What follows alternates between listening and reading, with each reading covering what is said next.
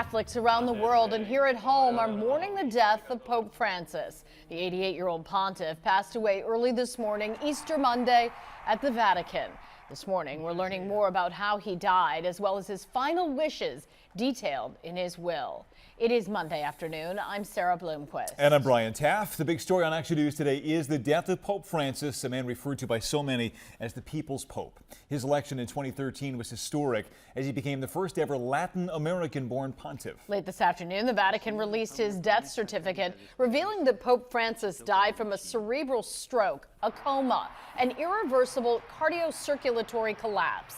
The certificate cited his recent hospitalization for double pneumonia and other health issues as contributing factors. Now, in his will, Pope Francis asked for a simple tomb without decoration and with only the inscription Franciscus.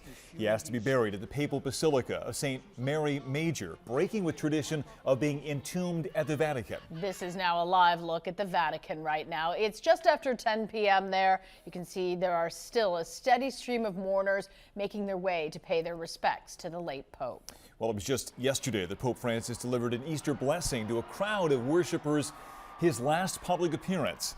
A much different scene there today where tearful Catholics attended a rosary prayer service. ABC's Inez de la Quatera has more on the passing of Pope Francis now from Rome. A solemn service this evening in St. Peter's Square for Pope Francis, who died this morning in Rome. The faithful gathering rosaries in hand, offering prayers for the pontiff. Bells ringing out this morning at the Vatican to mark his passing. The giant bronze doors at the Apostolic Palace half closed as the Vatican observes the sede vacante period. The papal throne is empty. Mourners gathering to honor the leader of more than 1 billion Catholics around the world, including in his birthplace of Argentina.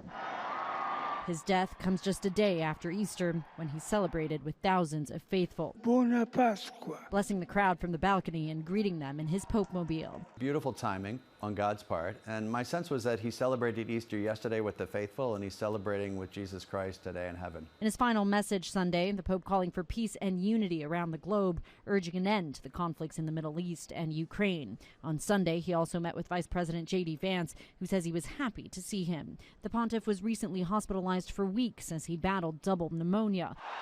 Pope Francis spent his life serving the church, making history as the first pope from Latin America and the first Jesuit. He's also credited with bringing a new wave of optimism into the Catholic religion. Also, it should be a reminder to all of us that it's important that we live this life well, because we don't know when this life will come to an end. Cardinals from around the world are now making their way to Rome. They will first gather to discuss funeral plans and set a date, and in a few weeks hold the papal conclave.